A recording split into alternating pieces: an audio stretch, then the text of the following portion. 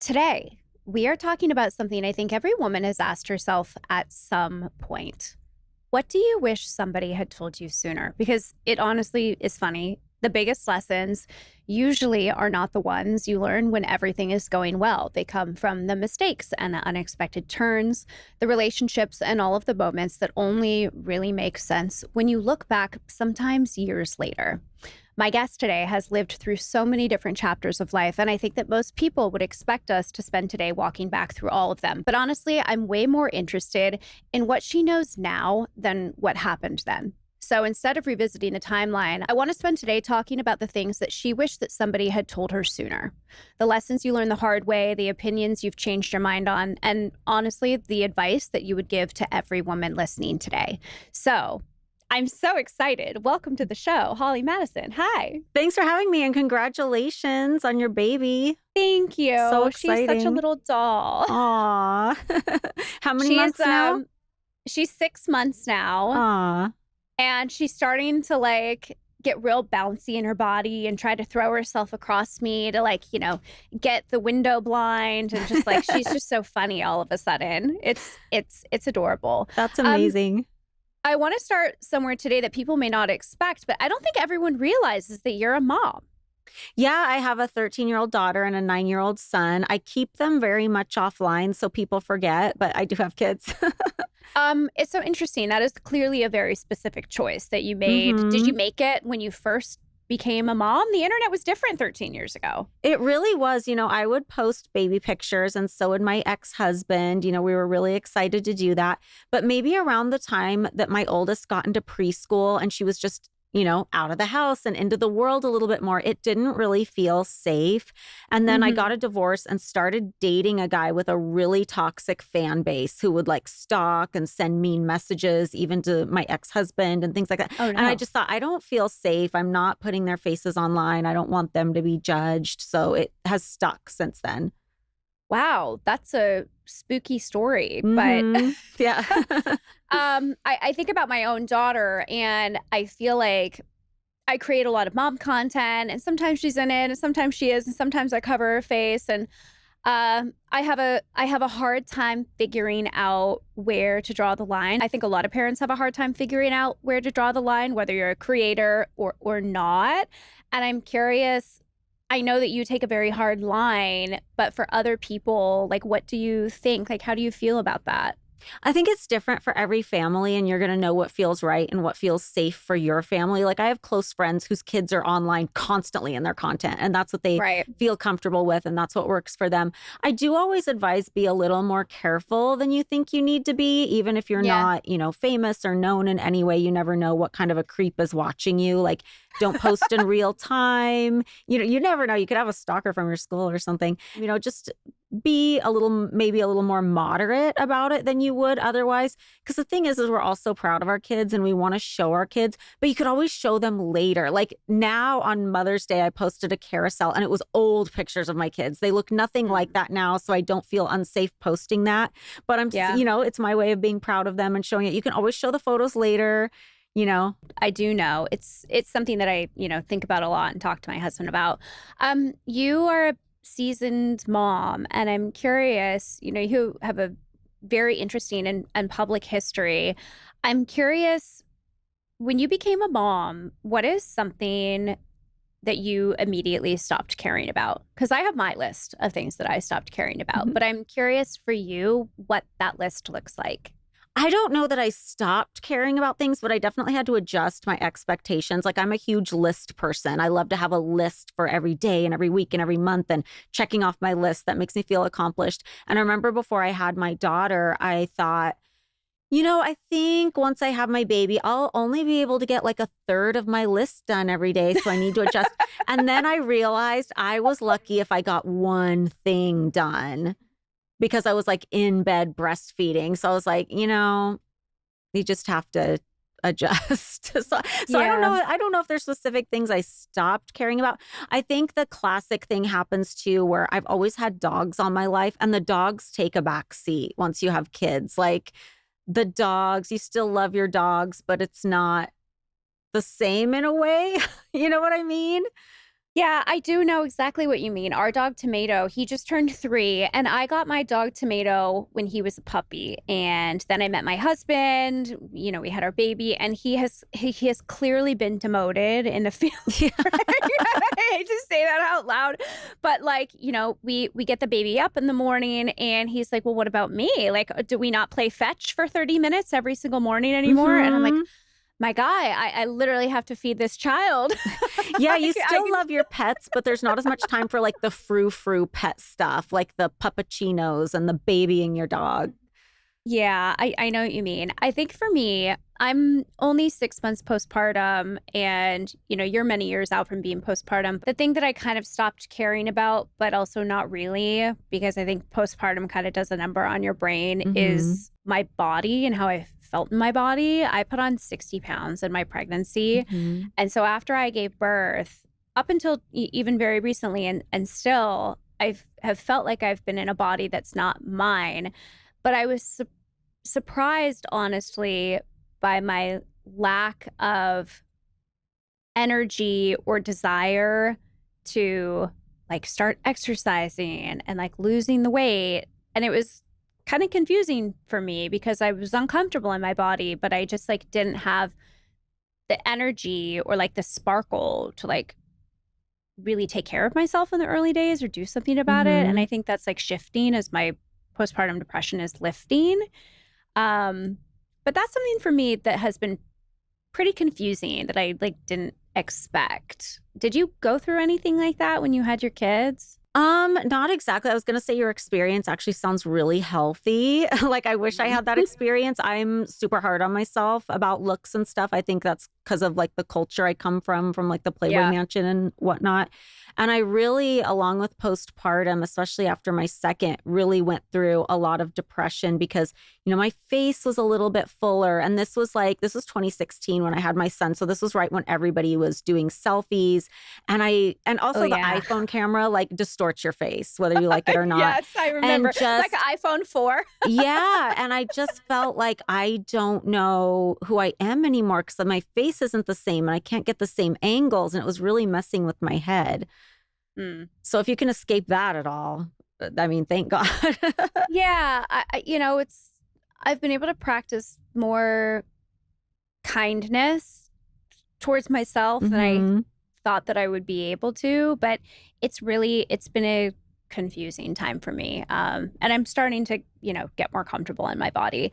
I'm curious, there are things that I have become better at since becoming a mom, and are there things that you have really become better at since you became a mom? Definitely compartmentalizing. I've always been somebody who juggles a lot of things, and I've got to the point where I can focus on what's in front of me. Like, I'm divorced, so I have like a 50-50 custody schedule. So it's really Mhm. important to me when I'm with my kids to be present and not working on 50 things.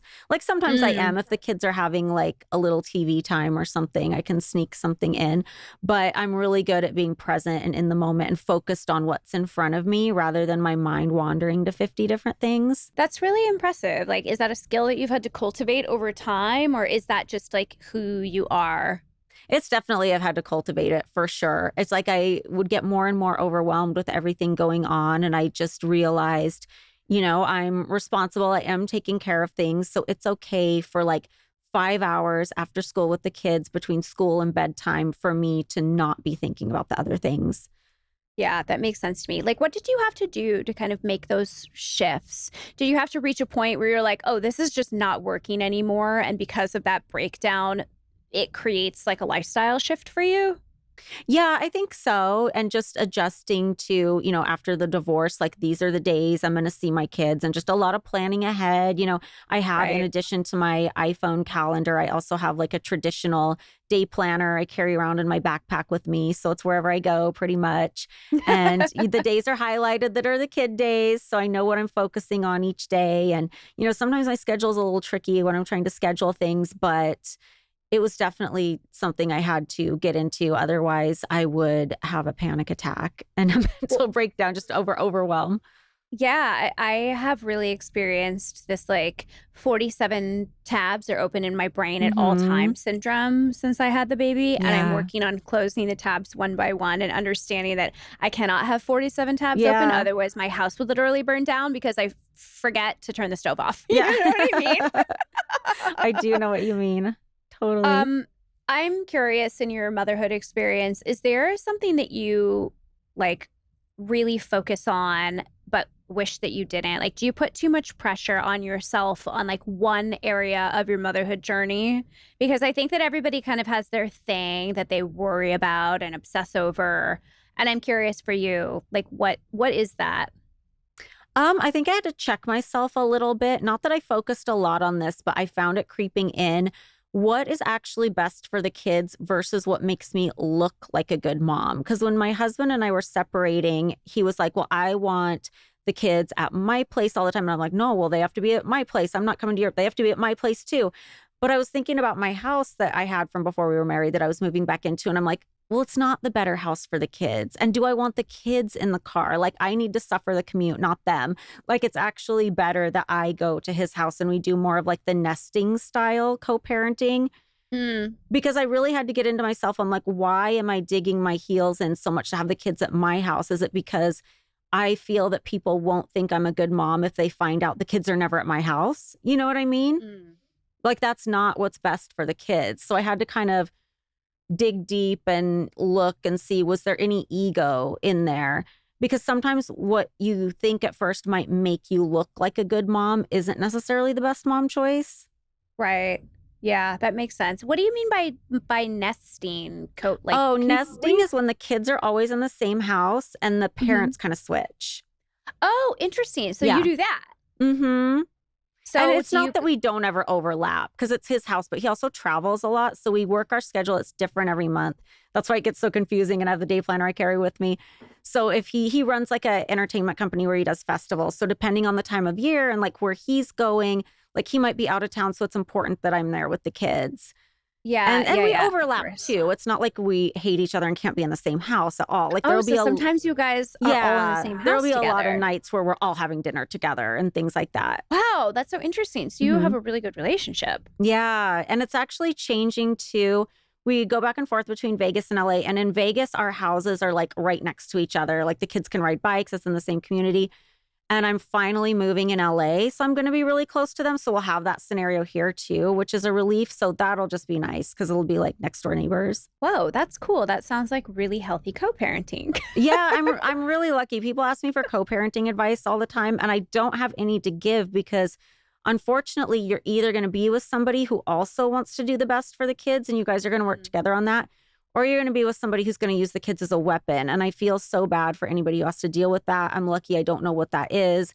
I feel like if you're dealing with an unreasonable psycho parent who's more concerned about ego or using the kids as leverage than the kids, like my heart goes out to those people. I don't know how I would handle that. Yeah, but I think probably the advice is to do your best to not be that way. You know what I mean? You're like, "Oh, Totally. I say I don't have any advice," but like the advice is to drop the ego, right? But I Because imagine like if you're dealing with somebody that crazy who's not doing what's best for the kids, like you're gonna have to fight back. Like there's no other choice.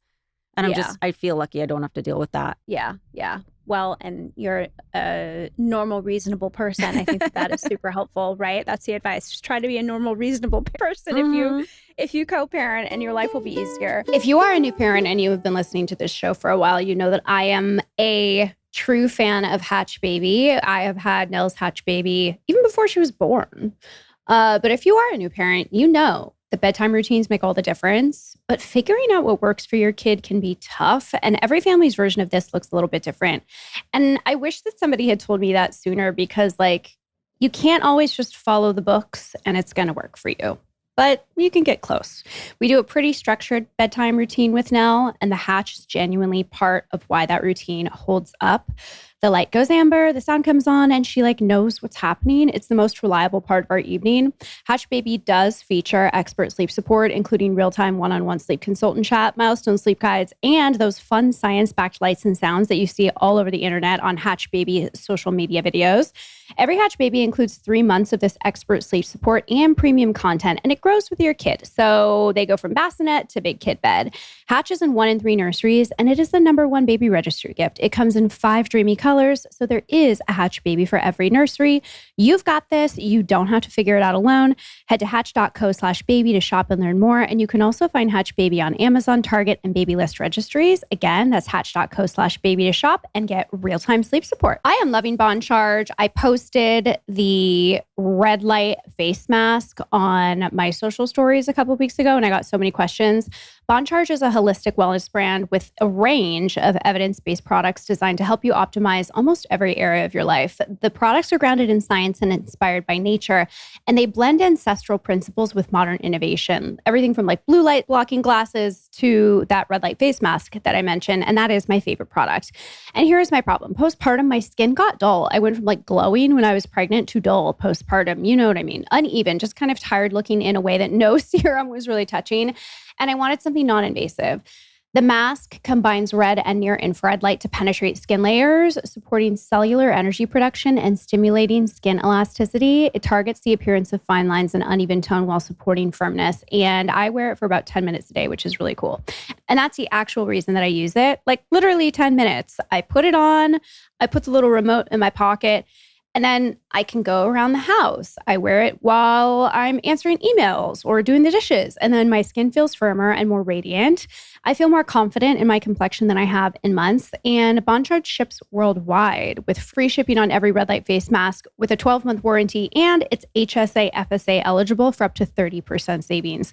Go to bondcharge.com and use code GOODMOM to save 15%. That's BONCHARGE.com and use code GOODMOM to save 15%. So we have something called a group chat on the show where people that listen to the show write in with their questions. And my guest and I answer them generally through our life experience.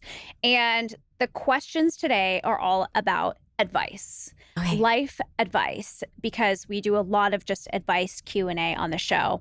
And I think you're the perfect guest to get into some of this stuff. So the first group chat question today, what's one piece of advice women hear all the time that you actually think is terrible advice? You know, I've been seeing a lot of dating advice online, especially on TikTok, and I think we all want to hear it and we all feel insecure in the early stages of relationships. So you know, I do this too. I want to search out like what's normal milestones at the 3-month mark. But it's getting to kind of crazy territory where there's all these people that'll like jump on TikTok and they have such an authoritative voice.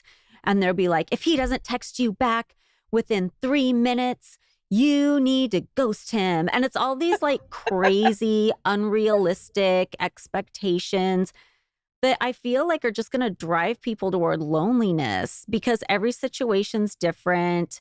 And I feel like having so many benchmarks, like you want a person who like treats you with love and respect, right? And somebody you can communicate with. But when you get down to these like nitpicky benchmarks, like, oh, if he's not texting you back within an hour every single time, then dump him. Or if he follows his ex from high school, automatically dump him. When you may not know, it may just be like a healthy acquaintanceship, you know? And I'm sick of like all these rules getting in the way. And then other people want to weigh in on your relationship and look in and give you weird advice you weren't asking for. And it's just too much. Yeah, I know what you mean. I've seen a lot of these videos where it's like, he needs to send you an Uber for the first few days. He needs to pay for your nails. Like, I don't understand. Look, I think that chivalry is a wonderful thing. And like whining and dining somebody when you're first going out with them is very romantic and it's very polite. I feel like it can help people feel like they're being well taken care of. But I'm just not sure when like overwhelmingly to the degree that you're talking about, like the text back right away, right? Like he's got to do this, this, and this. When we started to equate those things with character and the other things that somebody could offer in a relationship, and like it's got so confusing to me. I'm very happy that I met my husband a few years ago because like I was in that dating meat grinder for many, many years. And it was pretty brutal, the like list of rules and requirements that everybody thought that they had to subscribe to, because like it just doesn't fucking work. I know. It's all about how somebody makes you feel. I think the best piece of advice I've heard as far as like, do you know if this guy's doing you wrong or not, is if you have something going on in your relationship that you're embarrassed to tell your friends about. Yeah. That's the thing that's kind of like a telltale sign that like, maybe he's not really treating you right. Like, because you're embarrassed to tell your friends, because unless you have some crazy toxic friend who's just trying to shit on you. But if you're embarrassed to tell like your reasonable loved ones, or embarrassed to tell anybody about some particular way he's treating you, then that's something that needs to be addressed. Yeah. Okay. I think, yeah. Pay attention to those things. That is really, really helpful. So our next question, Holly, if you could save women 5 years of heartache with one piece of advice, what would it be? Oh, shit. Communicate more. Don't be afraid to like ask for what you want or ask for clarity. I feel like I wasted a lot of time hoping people would be mind readers, or being afraid I'd scare a guy off. Like there's this thought that like, if you make it clear what you're looking for long term, or ask for clarity, then you're being a crazy, obsessed girlfriend. And it's like, that's not true. Can we like take that back?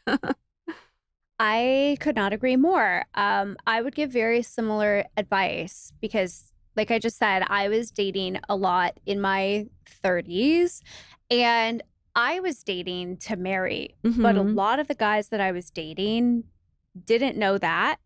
Yeah. Because I was too embarrassed to tell them. Yeah. Or they were not dating to marry. They were dating to just fuck around, because this is New York City and like you can do that forever here.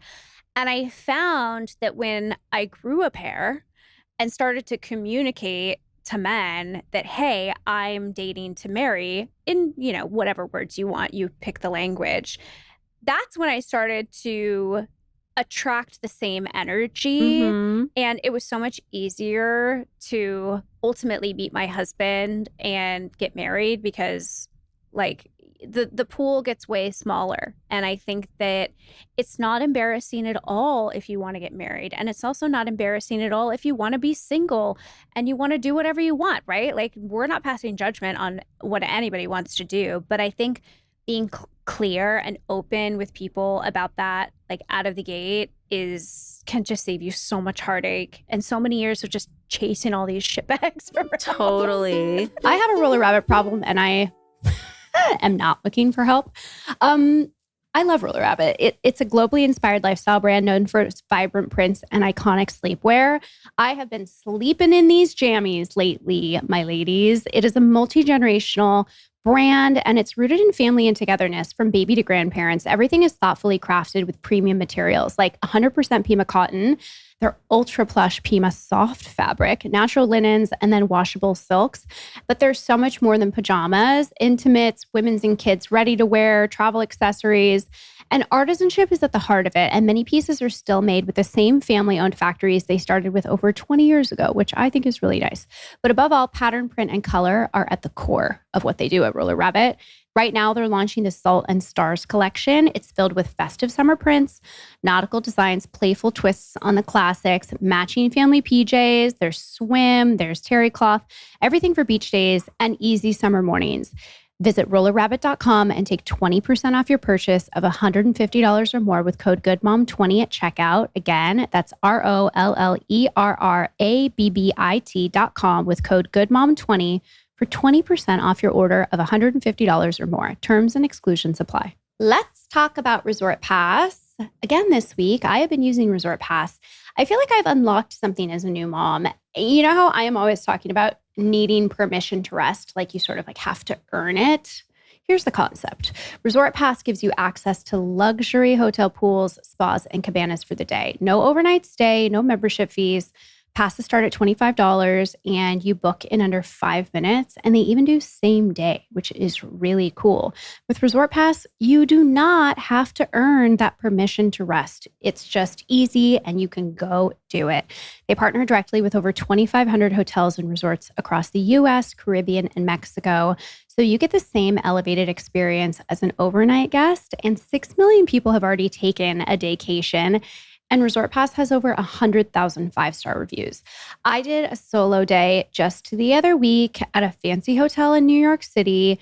This is one of my first real days off since Nell was born. I brought a book. I fell asleep in a chair by the pool and I came home just as a genuinely nicer person to live with. That's the whole pitch, gals. It's an invitation to make the day your own. Visit resortpass.com/goodmom to get $20 off your first booking of $100 or more. That's resortpass.com/GOODMOM for $20 off. Resort Pass, the day is yours. So Nell eats food now. It's amazing. And anyone who is a parent knows that feeding decisions aren't a one-time thing. You make them again and again, all day long, stage after stage. And too often the options out there just don't meet the standards that you want for your kid. It really makes you wonder why there are more high quality food options for dogs than there are for children. I swear. We started solids with Nell a couple months ago and I was doing all of it from scratch, which I loved and I continue to do, but I just can't do that all the time. And that is why I tried Little Spoon. It's one trusted place to shop meals and snacks for babies, toddlers, and big kids, all made with real ingredients. It starts with organic infant formula, then baby cereal, and baby blends when solids begin. Their baby blends are fresh and refrigerated, not jars sitting in a pantry. Ooh, and they come in cups and pouches. Everything is designed for the stage that babies are actually in and tested for over 500 contaminants, including heavy metals, which as a new mom makes me feel really good. With 100 plus ingredients banned across the board, I do not have to overthink labels and it grows with your baby. So I'm not starting over at every milestone. Get 30% off your first online order at littlespoon.com/GMOM with code GMOM. That's LITTLESPOON.com/GMOM with code GMOM for 30% off your first order. Okay, our next question. We have rapid fire questions today. This is really, really fun. The next question from the group chat. What do you think is something that women should stop apologizing for immediately? I do this a lot, apologizing for looking like shit. You know what? Okay, the only time I think it's appropriate is if you're showing up to a function or a friend's thing and maybe you're not dressed as nicely as you should be for the event. Oh my God, I'm so sorry. I had the craziest day. This is the best I could do. That's at least acknowledging some kind of etiquette. But there's always that thing where me and my girlfriends were getting together for lunch, but maybe we're coming straight from the gym or just rolled out of bed. And one of us is texting ahead of time, I'm so sorry, I look like shit. And it's can we all just cut that? But I'm so guilty of it. It's interesting. I think that a lot of creators and influencers and celebs, since social media has gotten much bigger in the last couple of years, have almost embraced looking like shit. And there's less pressure to be perfectly put together all of the time. Mm-hmm. At least I feel that way. 90% of the content that I shoot, whether it's for work at Love Wellness or whether it's the podcast, I'm going in no makeup because I just didn't have time to put on makeup. And I have gotten honestly so comfortable with seeing myself just kind of look like shit that it doesn't bother me anymore. Do you know what I mean? Well, you never look like shit, but that's incredible. And I do it even online. If I'm doing a TikTok and my brows aren't drawn on, I'm so sorry guys, I look like shit. But it's I don't know if I'll ever stop. It's so ingrained, but that's the first thing I think of what women should stop apologizing for. I think for me, it's apologizing for apologizing. Oh. I think that women feel like they have to apologize for all of these things. You know what I mean? Mm-hmm. Oh, I'm so sorry. I said that. Oh, I'm so sorry. I'm so sorry. I'm so sorry. I'm so sorry. And that time has passed. Yeah. In my humble opinion, you have to just enter into the world with confidence and your head held up high. And so I think for me, it's stop apologizing for apologizing. I love that. Okay, our next one. This is a really good one. What's one belief you had in your 20s that you've completely changed your mind about? For me, I don't know if it's a particular belief. I'm just so much more open to nuance and how two things can be true at once. I'm also, when it comes to like world events or political opinions, I like to approach things issue by issue rather than just like picking a party I align with most and aligning with every single thing they say. You know, I try to break out of like the group think mentality and think for myself a little bit. And I prefer to express myself like issue by issue. So I think that's a big change for me since I was like in my early 20s. Yeah, I think that's really powerful. I think that speaks to just becoming an adult, right? Mm-hmm. And having your confidence grow. And yeah, I think that my answer is probably pretty similar. When I was in my 20s, I really cared what everybody thought about me. Mm-hmm. And I think partially it was because I was on TV, and Holly, you were on TV too. And so we come from weird backgrounds in that way where you're under a microscope and a bajillion people know who you are and they have plenty of opinions and they're not afraid to tell you those opinions. Which is so bizarre. But I think I used to be just so uncomfortable with myself and how I expressed myself and my position in the world. And as I have gotten older and I have really chased after my own hopes and dreams and the life that I wanted to create for myself, my confidence has grown so much because I think for me and for you too, Holly, it's like when you're on a reality TV show, you don't get to decide what your edit is. Somebody else in a room in some studio gets to decide what your edit is. They put it up on a whiteboard and they map out the season, right? And that is the story that you have to live with. And that applies even if you're not on reality TV too, right? Everybody like has an idea of who you are. And as you become an adult, you get to make life choices and you get to share what you do with the world. It's kind of like going from like high school into adulthood, right? Everybody thinks that you're this one person and actually I'm not this person. And I get to make all these decisions and show you who I really am. And since I've been able to do that, escape from reality TV, start a business, you know, share what I care about online with women's health and, you know, everything that I focus on every day, my confidence has really grown because it's the true expression of me and what I care about. Yes. And so that's such a good one. I relate with that too. Like one of the things I had to let go of is babysitting what everybody thinks of me. Like I remember in my 20s, like if I would see something come up online or an opinion about me that wasn't right, like I had to immediately correct it. And it's not like there's never anything I would want to correct now, like if something really crazy came up, but it just got to the point where I see things and I just have to shrug it off because you can be so vocal about who you are and your story and really get to a place where you feel like people understand you. And then like 5 years later, people who are just discovering you again are cropping up with these opinions. And it's just like, you can't babysit what everybody thinks about you. It's too much. That's a really, really good piece of advice. I haven't really thought about it like through that lens, but I think that's really helpful. I will say though, I think what we just talked about, like this type of confidence develops with time and with experience and with age, because like when you're just like a little fresh baby 20-year-old out in the world, like you just haven't had enough experience yet to kind of not build up a thick skin, because you don't want to be that kind of person either, right? Like you want to be tough, but you still want to be open and be kind and be empathetic and be like open to receiving. But I don't know. Like being a grown-up actually is kind of cool because you're just way less self-conscious. Yeah. I love it. So this episode today is sponsored by Honest. And if you've been listening to the show, you know that Nell has a cow's milk protein allergy. So I have become a person who reads every single label in this house. Every wipe, every wash, every diaper. It is exhausting. And I say that as someone who literally develops products for a living. I am obsessed with ingredient lists. So, Honest is a relief for me because caring with a baby comes with so many little decisions from what goes on their skin to what you trust for everyday messes, cuddles, bath time, and cleanups. And that's why Honest created baby essentials made for life's most delicate skin. Honest holds every product to their highest standard, the Honest standard, thoughtfully choosing the ingredients they put in and the ones that they leave out.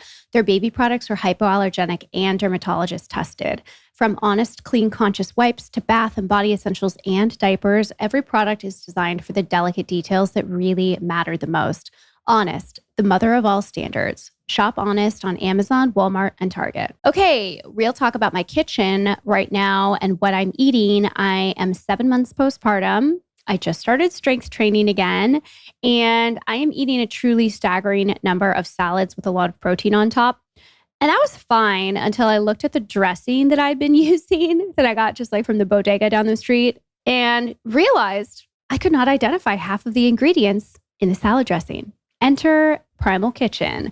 Their Caesar is made with avocado oil, no seed oils, sugar-free, no dairy. It's made with real ingredients I actually recognize. And now that Caesar is going on everything, on my salads, wraps, and things that I dipped into it I probably shouldn't have, but that's okay.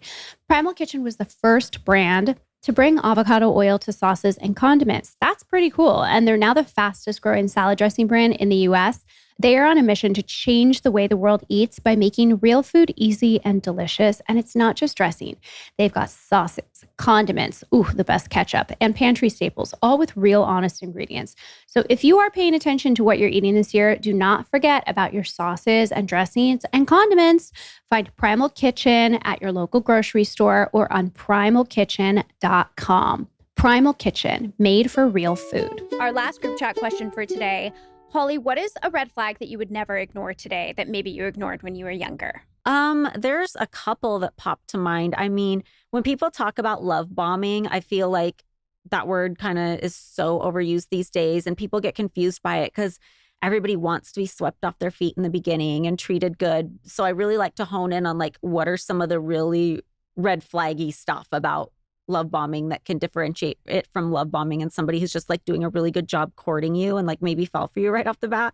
And one of them is somebody who wants to push you into milestones long before you feel ready. Like they want to move in together 2 weeks after getting together or something like that. And they're really pushing it and they're making you feel like, well, this relationship can't happen unless you move in with me, kind of a thing. Like those are the type of things to look out for, I think. And also isolation from friends and family, and how that usually starts out is they will meet your friends or your family and they try to act like their opinion of you is so high and they're just looking out for you. They try to act like they don't like your friends, like those people aren't good enough for you or they're using you, or that's kind of how they frame it. And you know that's not true. Like you feel it in your heart, but they're really pushing that.